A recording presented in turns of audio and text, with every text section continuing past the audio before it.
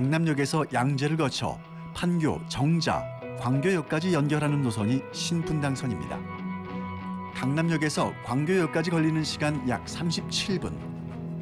그동안 출퇴근 대란으로 몸살을 앓아야 했던 수원, 경기 지역 주민들에게 신분당선의 개통은 생활 환경마저 바꿔준 혁명 그 자체였는데요.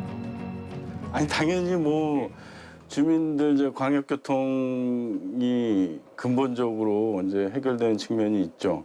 그 지금은 뭐 엠버스 같은 경우도 최근에 며칠 전에 이제 개통을 했습니다만은 그 수도권 이제 거주하면서 뭐 서울이나 기타 그 위성 도시로 출퇴근하시는 분들 입장에서는 당연히 큰 효과를 나타내는 거고 그 자체가 뭐 삶의 질 개선이 되는 거고. 그런데 여기 다른 한켠에서는 10년이 넘는 시간 동안 신분당선이 이어지기를 바라는 사람들이 있습니다. 사실 저는 서울에서 온 지 한 2년, 그러니까 수원 시민의 이제 초년생이죠. 근데 이쪽으로 와서 저희가 보니까 교통이 사실 여기 수도권인데 교통이 굉장히 열악하잖아요. 인구는 많은데. 바로 신도시를 이루고 있는 광교와 호매실의 주민들입니다. 신분당선 노선 중 정자에서 광교까지의 구간은 2016년 1월 개통된 신분당선 1단계 연장 구간입니다. 신분당선 연장 사업은 당시 SOC 사업의 예산 과다를 이유로 일괄 추진되지 못하고 광교에서 호매실로 이어지는 11.14km 구간은 2단계 사업으로 미뤄지게 된 건데요. 그러면서 광교, 호매실 주민들의 기약 없는 기다림은 시작됐습니다. 뭐 제 지역구 의원으로서 입장은 사실 이제 그 정부가 이제 여러 번 또 바뀌었어요. 그 처음에 이제 고시된 이후부터 바뀌면서 정부의 좀 기조가 그런 이제 SOC 사업에 대한 기조가 이게 좀 바뀌지 않았나. 그러면서 이제 착공이 늦어지는 그런 상황이 되지 않았나 하는 그런 생각이 있습니다. 뭐 단적인 예로 이제 이명박 정부 들어서면서 이제 SOC 사업 관련돼서는 민자로 이제 많이 주로 하게 되는 이제 기조가 생겨서 뭐 실질적으로 이제 민자가 추진이 됐잖아요. 지금 광교까지는. 이후에 나머지 부분이 이제 타당성 조사를 하니까 민자로 하다 보니까 더 안 나오죠. 구간도 짧아졌고 해서 그런 원인이 좀 있지 않았나. 당초 광교에서 호매실을 잇는 신분당선 2단계 사업의 계획은 2018년 착공, 2022년 개통이었습니다. 그러나 민자 사업 적합성을 따지는 타당성 검토에서 비용 편익 비율이 0.57이 나오며 타당성 기준인 1의 절반에도 못 미쳤습니다. 광교와 호매실 주민들은 이곳 신도시 개발 당시 광역교통시설 부담금 4,993만 원을 내고 입주한 상황이라 시간이 지나도 감감무소식인 상황이 어이가 없습니다. 개발을 한다고 하면 그 개발 속에 일단 학교도 들어가고 도로도 내고 뭐 전철도 들어올 거 예상을 하고 차들도 내잖아요. 그러면 거기에 대한 분담금을 이 평수를 갖다가 분양을 할 때 그 안에 저는 다 들어가 있다고 저는 알고 있어요. 그러니까 이 호매시라고 광교는 이미 그 분담금을 내고서 분양을 받고 들어온 사람들이거든요. 그렇게 답답한 시간만 흘러가던 중 지난달 말 우려를 기대로 바꾸는 소식이 들려왔습니다. 김현미 국토교통부 장관이 광교 호매실 구간 신분당선 연장 사업을 추진하겠다는 의지를 내비친 것입니다. 광교 호매실 지역의 신분당선 연장 문제는 우리가 풀어야 할 그런 교통체계 과제 중에서 굉장히 우선순위에 있는 사업입니다. 경기도 일대에 흩어져 있는 신도시 주민들의 교통 문제와 주거 문제를 함께 풀어서 수도권 전체의 주거 불안의 문제를 해결하는 데 있어서의 출발이 될 수 있도록 저희들이 노력하도록 하겠습니다. 그러면서 신분당선 연장 사업이 예비 타당성 면제 대상에 포함될 것이란 기대감이 높았는데요. 그러나 아쉽게도 수원 시민의 수건 사업이었던 신분당선 광교 호매실 구간 연장 사업은 예비 타당성 조사 면제 대상에서 제외되고 말았습니다. 그 국가균형발전위원회에서 선정을 했고요. 여기서 사유는 수도권은 원칙적으로 제외한다고 이제 그렇게 발표가 났어요. 그래서 뭐 먼저 사업에 수도권 사업은 원칙적으로 모두 제외가 되었고요. 그 중에서 이제 포천선 하나는 이제 예외적으로 이제 접경 지역이라는 이유로 좀 선정이 되었고요. 정부는 수도권 사업을 제외하고 낙후된 접경 지역을 고려했다며 제외 이유를 밝혔는데요. 수원 시민의 실망은 말할 것도 없고 발표를 접한 수원시도 즉시 입장문을 발표했습니다. 정부의 발표는 수원 시민들에게 좌절감을 넘어 엄청난 분노를 안겨주었다며 신분당선 연장 구간에 대한 구체적 실행 로드맵을 제시해 줄 것을 촉구하기도 했습니다. 신분당선 2단계 연장 사업인 광교 호매실 구간 연장 사업은 또 한 번 예비 타당성 조사를 앞두고 있습니다. 3년도랑 6년도에 받았던 거는 정자에서 수원까지 이제 그래가지고 PC가 통과됐던 건이고요. 네. 정부에서 이제 민자 사업으로 변경하게 되면서 1단계, 2단계로 나눠지면서 1단계, 2단계가 이제 다시 타당성 조사하게 된 거거든요. 다른 이제 민자 사업으로 변경되면서 예, 다시 예타 대상으로 선정됐고요. 네. 예타를 대상을 받아야 되는 대상이 되었고요. 네. 기본적으로 타당성 조사를 하더라도 5년이 지나면 다시 받게끔 되어 있어요. 그러나 새로 추진되는 사업과는 달리 신분당선 연장 사업은 이미 예비 타당성 조사를 통과했고 또 5천억여 원에 달하는 광역교통시설 부담금이 있는 만큼 기존의 예비 타당성 조사를 다시 받는 것은 합당하지 않다는 목소리가 나오고 있는 가운데 지난 19일 예비 타당성 조사 제도 개선 방안 마련을 위한 간담회가 개최됐습니다. 처음에 그 약속을 믿고 들어가고 분담금을 내고 그런 주민들은 완전히 우롱하는 거죠. 그래서 국가가 국민을 놓고 이중적 그 대국민 사기극 같은. 이재명 지사 역시 경기도가 수도권이라고 해서 억울한 상황을 만들 수 없다며 신속한 사업 결정을 위해 제도 개선을 중앙정부에 요구하겠다고 밝혔습니다. 제도적인 문제가 있는 것 같아요. 그죠? 그래서 그 문제를 조금 수정을 하면 좀 빠른 시간 내에 이 사업이 추진될 수 있을 것 같아서 오늘 그런 얘기를 좀 해보도록 하겠습니다. 그리고 현재는 예비 타당성 조사 개선안을 기획재정부에 건의한 상황입니다. 예타 제도 개선은 기재부에서 지금 검토를 하고 있고 다음 달에 발표 예정으로 보이는데요. 네, 도에서는 이제 저희 도에서도 안을 건의를 하기로 했고요. 간단하게 얘기하면은 이제 경제성을 향상시키기 위해서 예타 지침에 대해서 이제 비율이랑 그런 사회적 할인율이나 하고 또 재원 조달 가능성을 좀 평가를 높게 해달라. 네. 그다음에 광역교통 개선 대책 사업은 이제 이 지역 낙후도 항목을 제외해달라 이런 게 큰 꼭지고요. 현재 신분당선의 연장을 바라는 지역 주민들의 시선은 중앙정부를 향해 있습니다. 김현미 국토교통부 장관은 올 1분기에 신분당선 연장 사업 예비 타당성 조사를 신청하고 반드시 통과시키겠다고 밝혔는데요. 과연 13년을 이어오고 있는 광교 호매실 주민들의 수건이 이제는 이루어질 수 있을까요? 당연한 착공한다고 믿고 있고요. 어쨌든 이번 그 문재인 대통령님도 이제 얼마 전에 이제 발표하셨다시피 예타 기준 관련돼서 좀 개선을 해야 되지 않냐. 이거 그 기준이 너무 까다로워서 이제 통과 안 되는 사업들이 많이 있으니까 그게 좀 개선이 되면서 경기도도 지금 그렇게 좀 요청을 하고 있는 걸로 알고 있습니다. 안을 내서. 그러면 좀 빠른 시일 내에 그 기준으로 예비 타당성 조사를 해서 통과시켜서 지금 십수년을 이렇게 기다려 왔는데 빨리 착공이 됐으면 하는 바람이고. 아주대학교 교통시스템학과 유정은 교수와 자세한 이야기 나눠보도록 하겠습니다. 예, 안녕하세요. 네, 안녕하세요. 예, 나와주셔서 감사합니다. 네.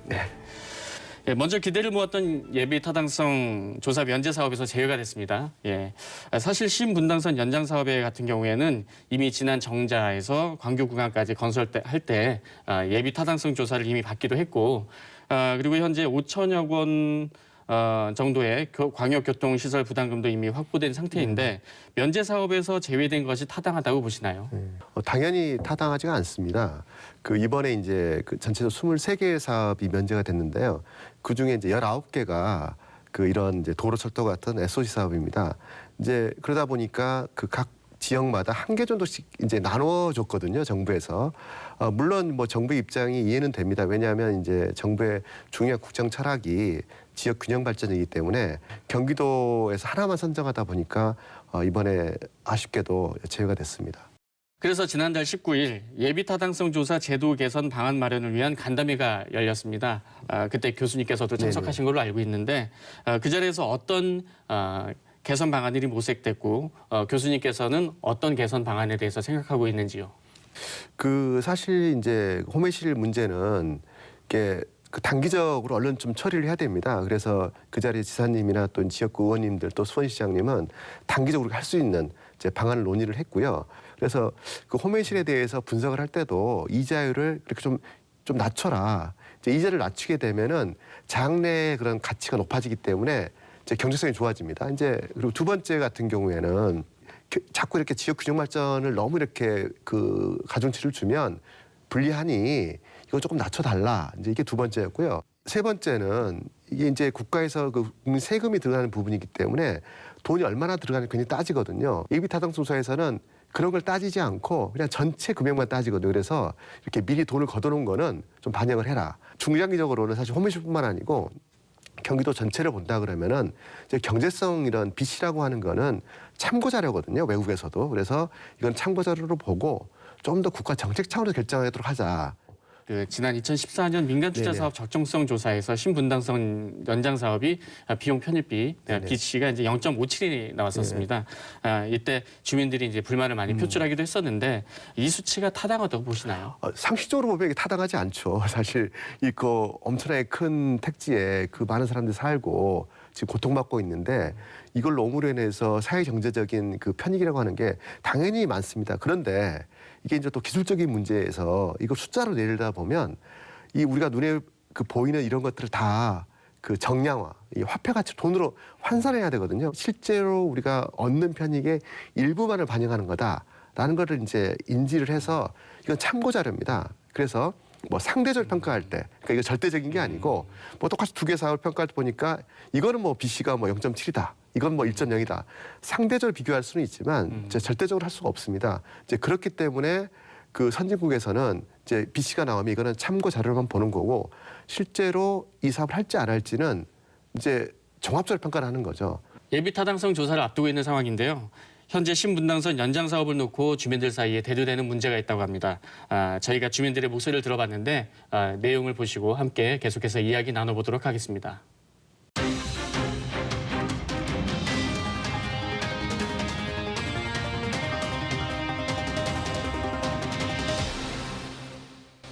신분당선 연장 사업을 바라는 광교 신도시.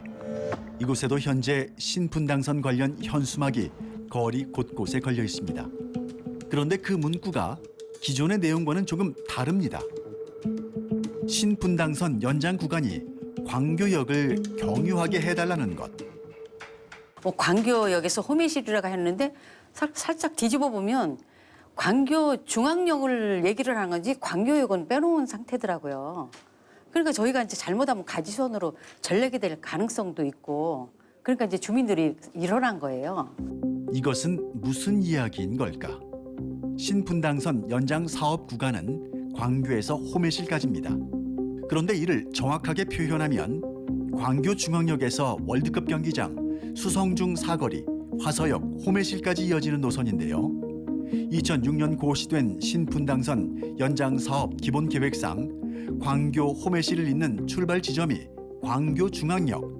그러니까 정확히 말하면 광교 중앙역에서 홈외실을 잇는 구간이 되는 것입니다. 연장선이 만약에 광교역으로 경유를 안 하고 홈외실로 가면은 안 되죠. 반드시 연장선이 될 경우에는 광교역을 지나서 가야 되고요. 안 되면은 그냥 여기에서 멈춰야 돼요.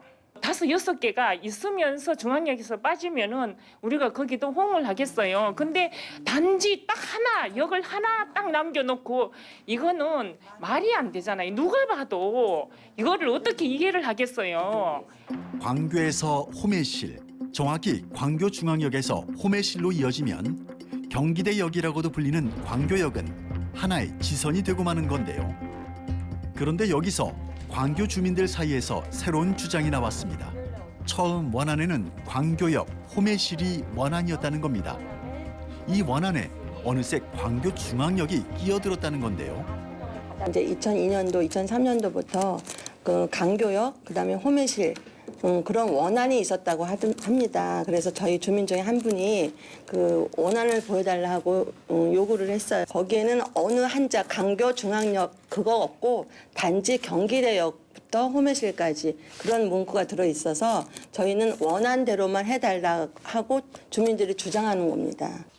그건 아니고요. 광교중앙역이 기본 계획이고요. 저 광교중앙역에서 호매실로 가는 노선인데요. 이제 광교에 차량 기지를 설치하면서 처음에 경기대 쪽에 그쪽으로 이제 지선으로 빼면서 차량 기지를 설치하는 게 그 본 아니었는데, 그때 경기대 그쪽에서 반대를 하다가 여기 그럼 역을 하나 추가로 설치를 해달라 이렇게 하면서 차량 기지를 설치하면서 여기 그냥 이렇게 지선 개념으로 빠진 거지. 원안은 강교중앙역까지고요.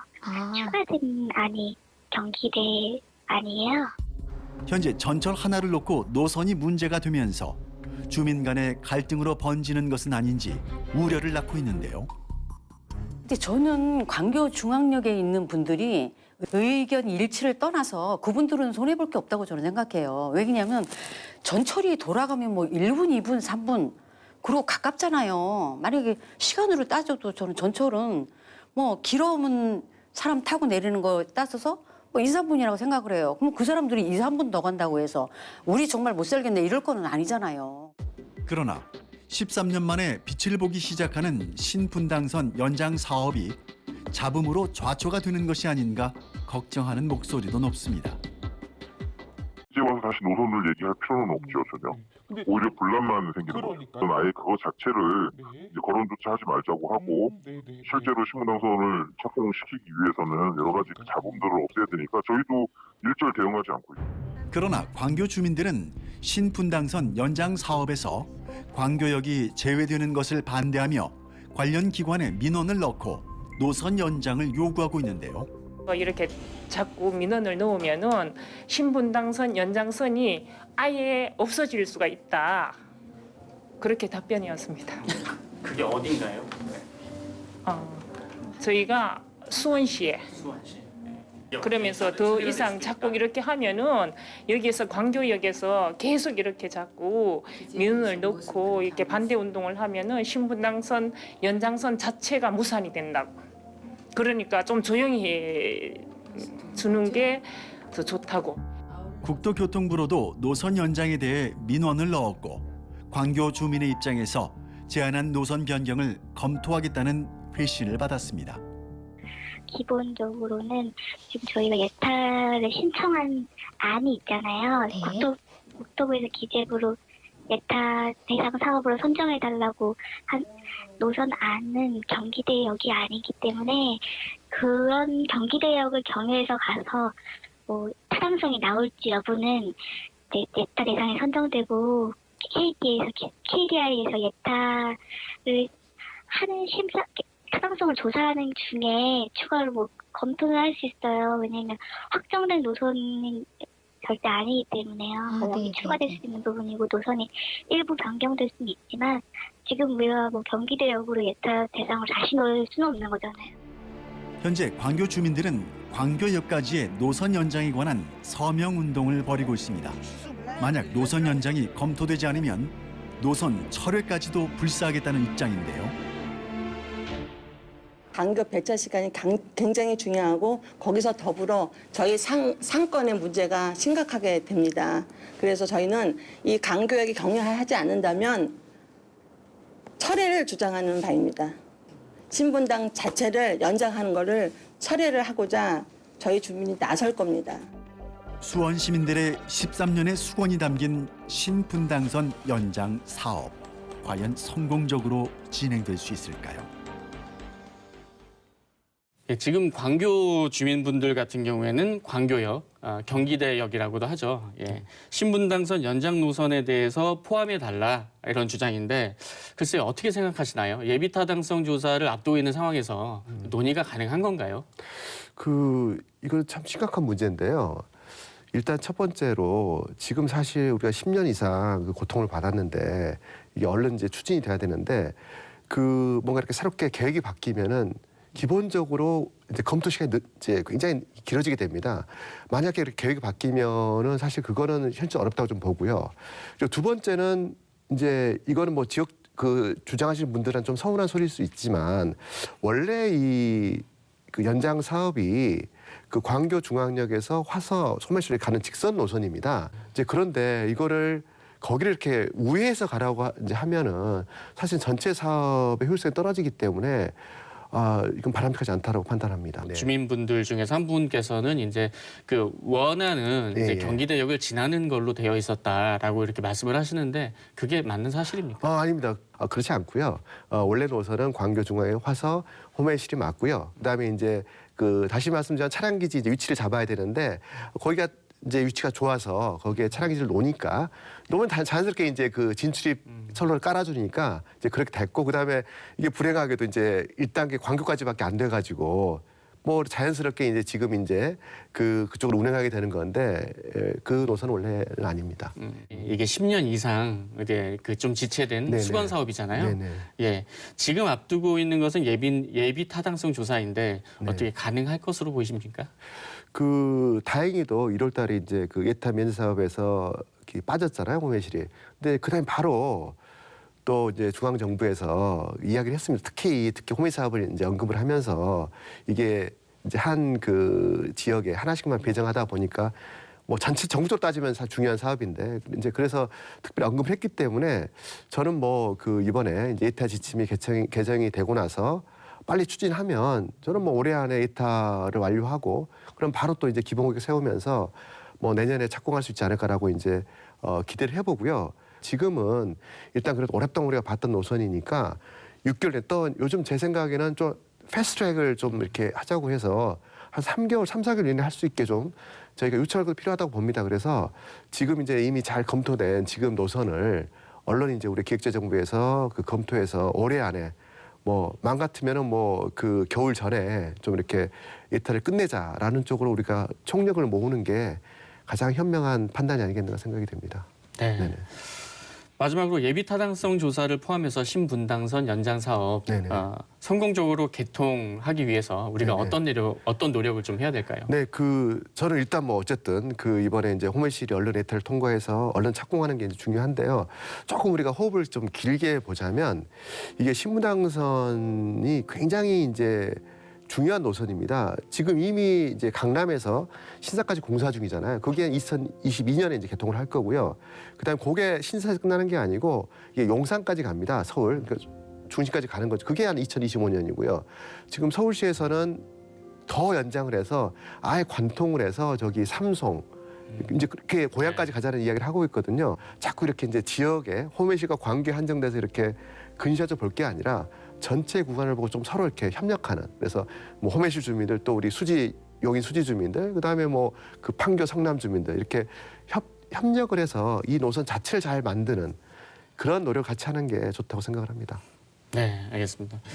모두가 좀 편리하게 사용할 수 있는 그런 노선이 좀 됐으면 좋겠네요. 예, 감사드리고요. 이렇게 시간 내주셔서 감사합니다. 네, 예, 감사합니다. 좋은 말씀 잘 들었습니다. 네.